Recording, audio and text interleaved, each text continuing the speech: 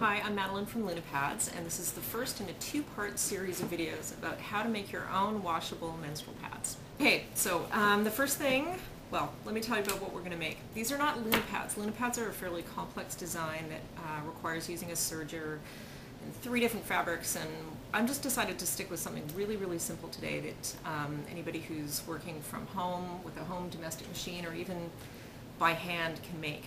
So the design that I'm going to use is 2 pieces. This is an insert, that's 1 piece, and it folds up and goes inside this envelope. The envelope then fastens with a button, although if your machine doesn't make buttonholes, don't worry, there's other ways of doing it. Fastens around your underwear, and then there's your pad. So the first thing that you're going to need is a pattern. The pattern that I'm using is available on the lunapads.com website. Print it out. And then what I like to do is actually just trace it onto a piece of light cardboard. I've used a cereal box here. Next step is fabric. The fabric that I'm using currently are 2 standard LunaPads fabrics. This is 100% cotton flannel for the envelope style. And I've also used 100% cotton fleece, which is like a sweatshirt material for the foldable insert. But you can use lots of different things.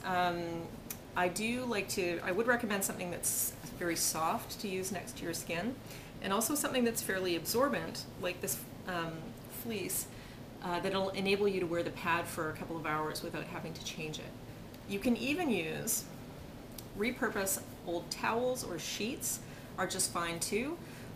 You can also play around with barrier water-resistant fabrics like we do at LunaPads, but none of that's really necessary. Just see what's available in your community and close at hand and what appeals to you, what feels good, and just experiment. I really encourage you to do that because there's some wonderful fabrics out there.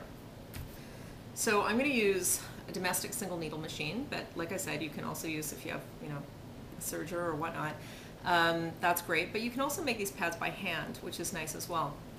You'll also need some buttons or some snap tape or individual snaps to use, and I'll show you about how to do that in the next video. Some thread, some sharp scissors, and a little bit of patience. So once you've got your fabric and your patterns organized, tune into the next video and we'll take a look at cutting and sewing.